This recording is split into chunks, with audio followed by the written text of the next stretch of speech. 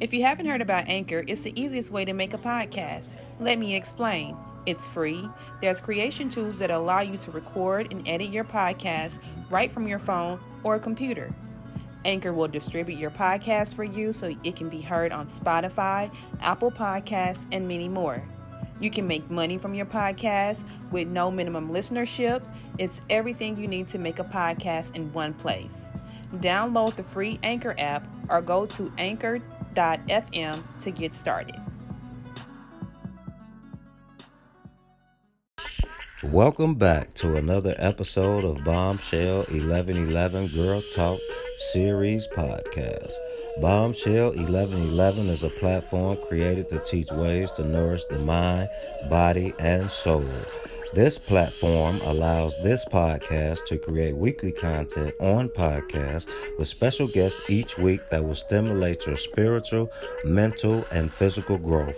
The podcasts are played on social media platforms such as Spotify, YouTube, Anchor radio station, Apple Podcasts, and more. This station has been created to allow us to interact with each other to share knowledge, wisdom, understanding, and light. So without further ado, please help me welcome your host and founder of Bombshell 1111 Girl Talk Series, Keya.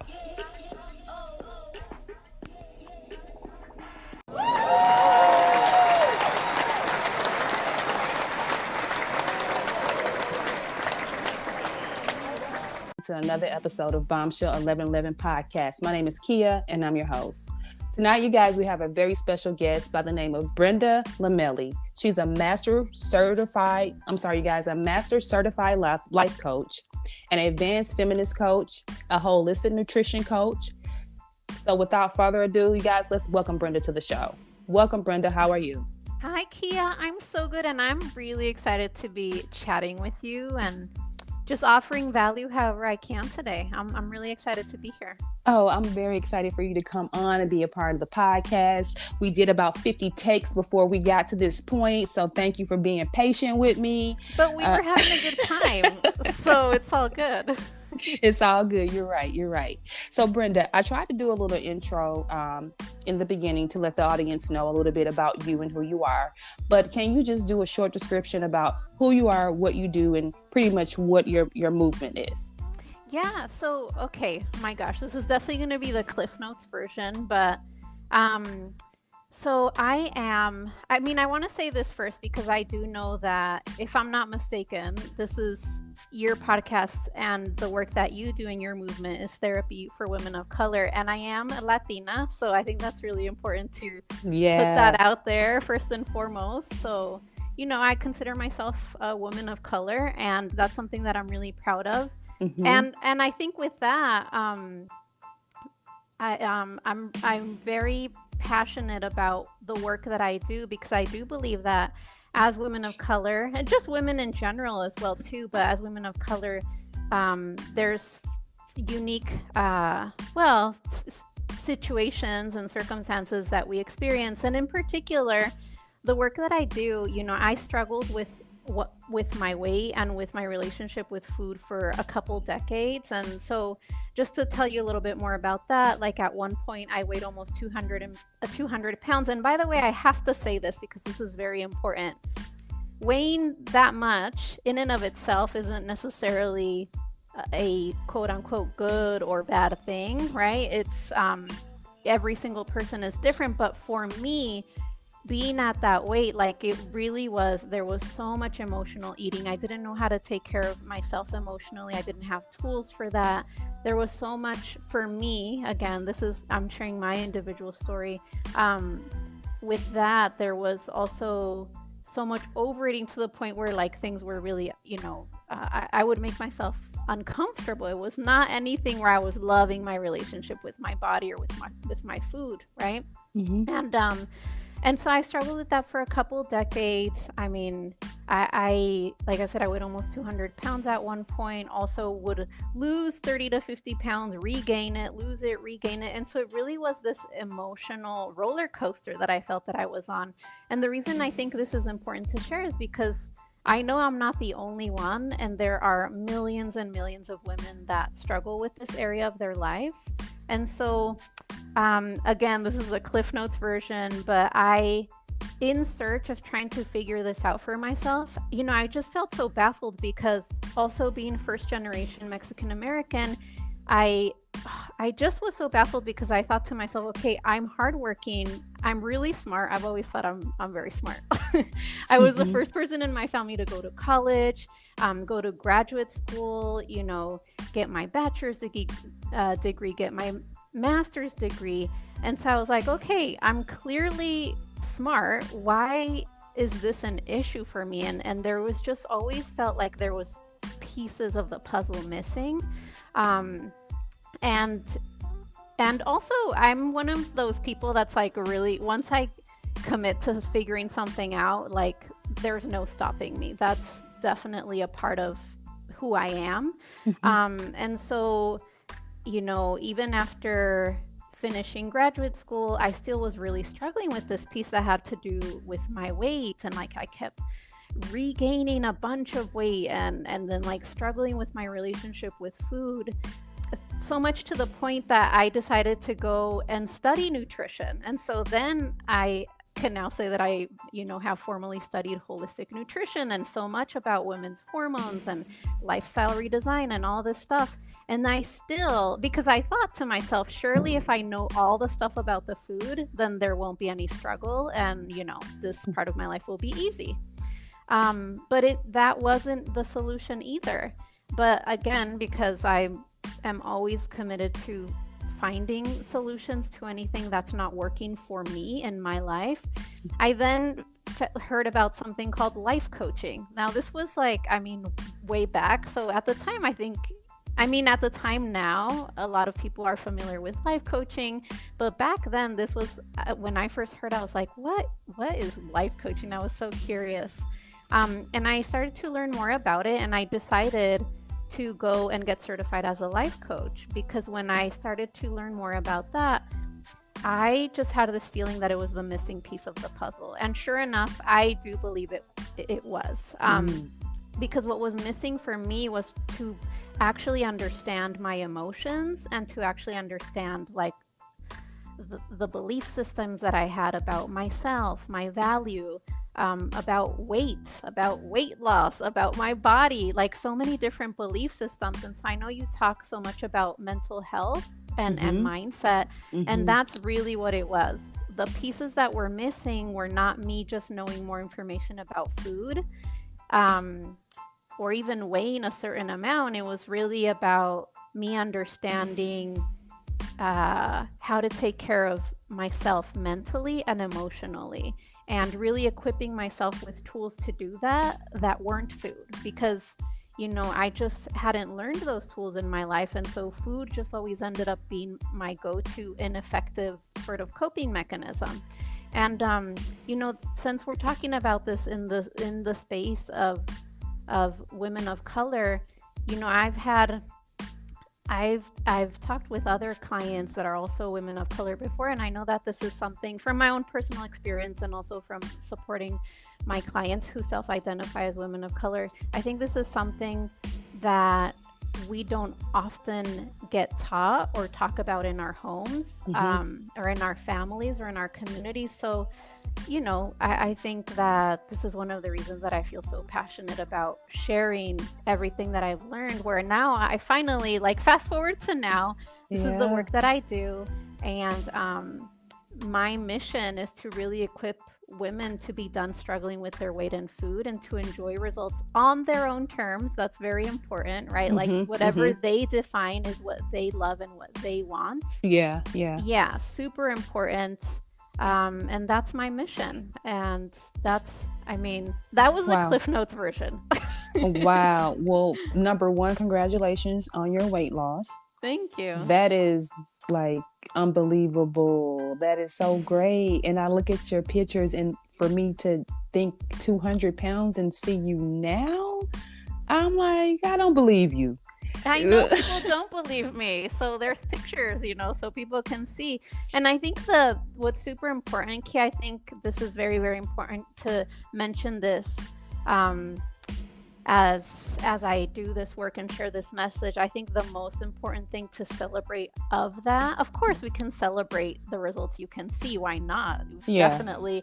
But the most priceless thing of all is the internal change, like how my relationship with myself changed, right? I can tell you now, I love my relationship with my body. I love my relationship with food. I love my relationship with myself, and that's the thing I want to celebrate the most of all. And that's what when I do work with my clients, I say the same thing to them, like, hell yeah, let's celebrate, whatever results that you created externally that you wanted. That's awesome. Let's do that. Right. But most important is how did your relationship with yourself change? Correct. Because that's most important, because the physical can change, but if the internal didn't change at all, you're still going to have those same emotions, and you're going to find something else not right that you need to correct. So absolutely correct. Now, Brenda, we're going to touch on both the health coach and also the life coaching piece. Let's go back to the life coach part. Number one, I totally agree with your opinion when you stated that as far as like women of color, we don't discuss those things. It's really not talked about within our cultures. And it's just kind of what you said, we internally deal with it. And thus far, I've known and seen kind of leads us as women and some men as well into depression and other things. So, I totally agree with you on that statement. You kind of you definitely answered already. Why did you become a life coach? But can you answer for the audience, what specific areas do you focus on? And then as far as your life coaching, do you offer that service online, or is it only in person because of COVID? And then also, do you offer it to anyone within the 50 states, or how does that work? Yeah, so my program, it's definitely online. So I have clients from all over the world. In fact, I have clients that are going to start my program next week from Korea and Switzerland. Whoa. Yeah, and I have clients all over the world. It's so fun. I mean, Canada, Australia, France. I have clients all over the world. So that's really fun. And specifically what I help my clients do is I would break it down into three main pillars. I teach them how to understand and process their emotions. That's one main pillar. And actually what I like to call that is emotional courage. And the way that I define that, and that's definitely my own lingo that I love to make up terms that I think are going to feel powerful, but also, be memorable and feel powerful in that way. For me, emotional courage is the skill of being willing to allow and experience and process the full spectrum of human emotions. I think when it comes to emotional eating in particular, so a lot of my clients that come to me, this is something they're wanting to change, is they feel almost like not in control of their choices when it comes to eating, right? To eating all kinds of foods. So the emotional courage piece, that was one piece that for me really allowed me to create so much change, because when I really had this different perspective of, there's this full spectrum of emotions that makes up our human experience. Like sadness is part of it, restlessness can be part of it, especially in this past year that was 2020. I think a lot of us experienced just like, these are, it's like when you're at home and let's say, how can I explain this really clearly? You're at home and don't have all your usual quote unquote distractions. You're just left with you and your emotions, right? Right. Yeah. And also your thoughts. And I'm going to talk about that in a second. But the emotional courage piece is really that, like, as a human, all of us, all of the emotions are a part of our life. So all of those skill sets involved in identifying what emotions you're experiencing, processing those emotions, and just being willing to have them be a part of your life, then food doesn't have to be a go-to or be a problem in that way, or create problems for you in that way. So that's one piece. It's the emotional self-care. That's another way we could call it. The other piece is what I like to call mental flexibility. And you might have heard this term before. This is not a term that I made up, but this means essentially the skill set of being able to change the way you think about things. Mm-hmm. And I also like to call it this, being able to up level the way you think about things. Yeah. And so this could be anything. I mean, we have belief systems about all kinds of things, and sometimes we might not even realize that our belief systems about things as it relates to weight or food or anything else, for example, how we navigate stress or how we navigate change, so many different things. We don't realize that our belief systems and the way we think about things are so outdated and they don't serve us anymore. And yeah, we're not taught the skills to really check in and be like, hey, how am I thinking about this? Is the way that I'm thinking about this serving me or not? And what would be a different way that I could think about this that would serve me better? So that's the skill of mental flexibility. So we could also call that brain self-care. That's what I also like to call it. Mm-hmm, it's like taking care of your brain and taking care of your emotions. As I'm describing, it's like, oh my gosh, these things are so basic, but we literally are not taught them, right? Yeah. So yeah. It's so important. And then the third piece is what I like to call physical autonomy. And this, like in the most simple terms, you know what this means is you are the boss of your body. Like you are the mother effing boss of your body. And I don't know if you cuss on here. So yeah, it's okay. It's okay. It's okay. This piece is so important, Keya, because when we're talking about the health and wellness space, yeah. And this is where we could even talk about diet culture a little bit. I think that a lot of us, and me included, get so messed up when we start to take information about nutrition, for example, or health, even if it's meant to be well intended, but we start like what I like to call shoulding ourselves about it. Like, oh, I should eat this way. I shouldn't be doing this. And then we start to feel shame and guilt and all this stuff. And one of the pieces that I bring into my work that I think sets it apart from the way that I hear other people doing it is, listen, you couldn't have information about what's, quote unquote, best for your body. And you could still, you just get to choose to do whatever you want. I'll give you an example. I've been using this example a lot lately, but on my website, I have a picture of me drinking a michelada.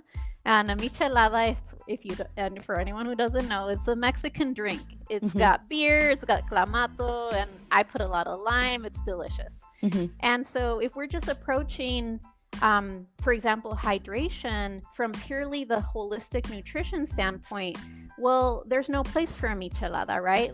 There's a place for water, and then that's basically it, right? Right. But me, as the authority of my body, from that physical autonomy standpoint, I have sovereignty over my body and what I choose to do. Listen, I'm going to decide to drink a michelada from time to time. And so this is really, really important because, otherwise this is why people and women end up feeling restricted and deprived and resentful and shame and guilt and all of these things. And all of those things are what creates the struggle with it. But when you combine these skills, all of it, I think that's what leads to freedom. And I also think that's what creates to taking the best care of your whole self, your brain, your emotions, your body in the way that you want to. Okay, so let me give you an example of the physical autonomy and how I tie that in with nutrition. So there's all kinds of information out there about what certain foods do in our body, etc. And I know so much about that stuff. And even, in fact, I think with modern day women, because of the internet, a lot of women do know so much about that stuff. But the way that we really can have any of that information feel empowering, though, is to really make any decision you make about your body, particularly your weight or anything else, is to really make that your own choice. So an example that I can give you is on my website. I have a picture of me like drinking a michelada or making a michelada, and a michelada is a Mexican drink. It's got beer, it's got clamato, and I put a lot of lime in there. It's so good. Actually, my mouth is literally watering as I'm describing that. It's so refreshing and so good. And what I wanted to share with you here is that purely from the holistic nutrition or the nutrition standpoint, when we talk about hydration and body function, for example, then of course it's water. Water is the answer, right? Just to hydrate, hydrate, hydrate. But on that same note, I think the way we can make this empowering without ending up feeling guilty and shame and resentful and restricted and deprived about our choices, which is what a lot of women battle with and struggle with, is that even though there is information out there and you can use that information for yourself and to make choices however you want, physical autonomy is a plain and simple means and is about you being the boss of your body. Like, you get to decide what choices you make. And so for me, even though I know so much about nutrition and I know that water is going to be the best thing, from the body functional standpoint and optimizing and whatnot, I still can decide to enjoy a michelada whenever, I decide to, because it's about me being the boss of my body. And so that's, I think, how we can pair nutritional information with having a really empowered mindset about creating results you love on your own terms, as defined by you, and really having this area of your life feeling really empowered, right? I think that women feel empowered in so many areas of their lives, and feeling, for me, really, I'm on a mission to just help women not struggle with the food or the weight anymore. And that means that they feel empowered instead. And that really means that's all about feeling equipped to take care of their emotions, to take care of their minds, their brains, and to really make themselves the authority of their body without apology. So that's how I would sum up the three pieces that I really teach my clients and that I was able to understand for myself. So let's talk a little bit about the holistic nutrition in reference to your job. You did say before earlier in the podcast how, some women and some men as well tend to deal with things by eating and gain weight, sometimes weight that they would want to gain, vice versa, weight that they do not want to gain. Mm-hmm. During your journey, what are some things or some tips that you use to help you deal with the emotional eating? Yeah, that's such a great question. I think one of the most simplest ones, when I learned this, I feel like this helped me completely change my life. And it's going to sound so simple. I'm telling you in advance, it's going to sound maybe even oversimplified, but it's really allowing emotions. So for example, back in the day, if I was feeling restless or even excited or stressed or sad or disappointed, like I would go and eat basically about anything. And when I learned this very simple concept of actually just allowing myself to feel whatever I was feeling and like just letting any feelings just be there, I mean, that was a game changer. And so, yeah, there's no fancy, complicated technique when it comes to that. I want to share it with you as simply as possible, because as simple as it sounds, for me, it helped me change my life in the best way, and is just changing the way I think about emotions. Like, oh, feeling this way, whatever it might be, is a part of my human experience, right? Feeling sadness is sometimes a part of my human experience. Feeling stressed is sometimes a part of my human experience. Feeling restless is sometimes a part of my human experience. Feeling disappointed, feeling, oh my gosh, uncertainty, right? Like, let's talk about uncertainty in this past year or so. Right. And just my way of thinking about emotions was the number one thing that I started doing different. I used to basically want to make the feelings go away, or essentially like numb them or avoid them or resist them. And the big change was just allowing them. So it's almost like hanging out with them, coexisting with them. Like, okay, I can do sadness, I can do disappointment, I can do fear, right? I can do worry. And it sounds so simple, but I mean, for me, Keya, honestly, this one change right here that you asked about has allowed me to like it literally blow up my life in the most amazing way. Like now that I don't now that I'm not afraid to experience emotions, because that's what it was for me. I, left a job about 5 years ago and went for it and decided to start my own business. And I mean, I want to say this too, because I know this is particularly for women of color.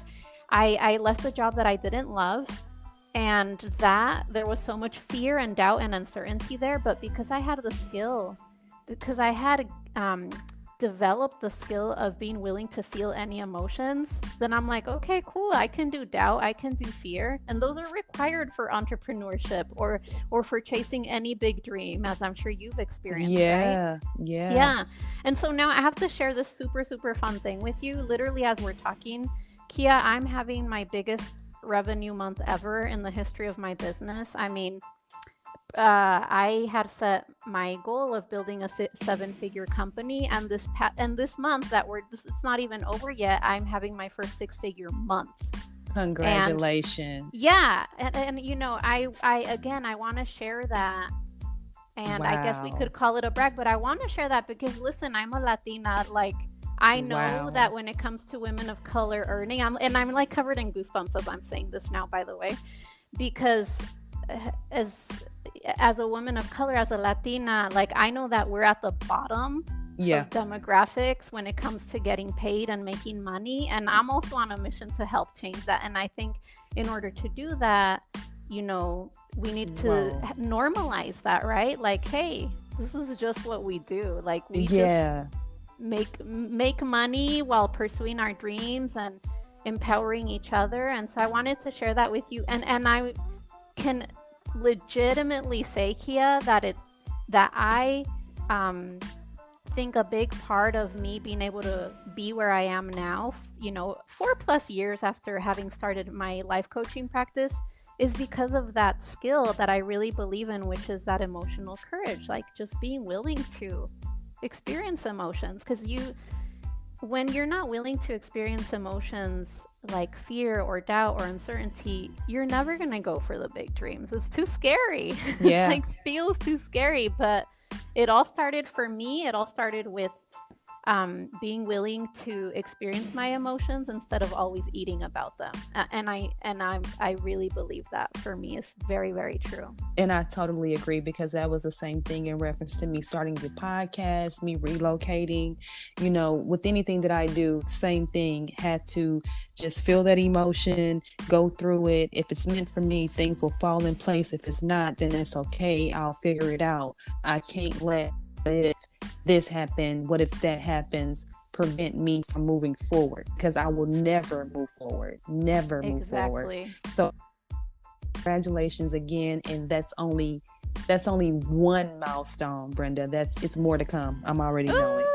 I just got like even more goosebumps. Thank you for saying that. Yeah, more to even come. And ditto for you. Yeah, ditto for you as well. I know that the work you're doing in the world is about also being an example and sharing so much value and tools and resources for other women of color. And it's such important work. I'm so excited for all of us. Thank you, Brenda. Yeah. So Brenda, as we come to a close, I want to leave room for you to give with the audience just any piece of advice that you will leave them in the opinion of a life coach. Well, I think the biggest thing that I really believe this is that whatever it is that you're wanting to create for yourself, and I'm this is not specific to weight. It's not specific to business, although I've given some examples of that because that's been a big part of what I've created in my own journey. But to anyone listening, whatever it is you're wanting to create, the thing that I will say over and over and over again is keep taking action from belief. Keep taking action from belief, and notice when your brain is wanting to just doubt and feel doubt and worry and fear, and all of that is so normal, right? Especially as we're pursuing big goals and dreams. But I think we can just notice those emotions, create the space for them, and yet at the same time keep taking action from believing in the possibility versus assuming failure. Like all those things you just listed, Keya, about relocating and the podcast and all these different things, all of that is taking action from belief. And one thing that I've seen in my own life, especially from where I'm sitting at right now, like this month, I'm having really one of those months where it's like, oh my gosh, this is what happens when you just keep taking action from belief, even if there is fear, even if there is doubt, right? Mm-hmm. All of that. Even if there are limiting beliefs that you noticed, keep taking action from belief. And I just think that when you do that, I really believe that we can create anything that we're wanting to create and prove to ourselves that we're limitless and continue to shatter glass ceilings, which is so important not only for ourselves as an individual, but for our communities. Like for me, I have a 2-year-old daughter, so I'm always so also motivated because I know that she's watching me and I get to be an example for her of what's possible, right? As a Latina or as a woman in the world. And so same here. I have 2 daughters. Yeah. Oh my gosh. Yeah. How old are they? 12 and 9. So same thing. And my oldest, she wants to be a journalist. So this is like setting her up for whatever she potentially wants to do. So yeah, same thing. Yeah, exactly. So we keep taking action from belief. It's not only priceless for ourselves in our own lives, but we really are pioneering for anyone. I guess we could say like coming behind us, right? Like right. All of the other women in our communities, in our families, in all of the little ones looking at us. And so I find that super inspiring. It's like, oh my gosh, this isn't just for me, it's for all of us. Like, here we go, let's do this, Yeah. So keep taking action from belief. That's what I would say. And so, Brenda, before we close out, I'm going to allow some time for you to be able to provide your social media platforms for the listeners who would like to follow you, reach out to you for online classes, or just to, keep in contact with on what you have coming up in reference to your life coaching or nutrition. Okay, awesome. So do you want me to share? Okay, here's where you can find me on. You want me to share my social media or whichever one you prefer? You can. Okay. You can. You can share your social media platforms as well as your website for people to go and sign up if they're potentially wanting to. Okay, awesome. Well, let's see. I think the first thing I'll share is my website. You can find any information that you are interested in learning more about, and that's www.brendalomeli.com.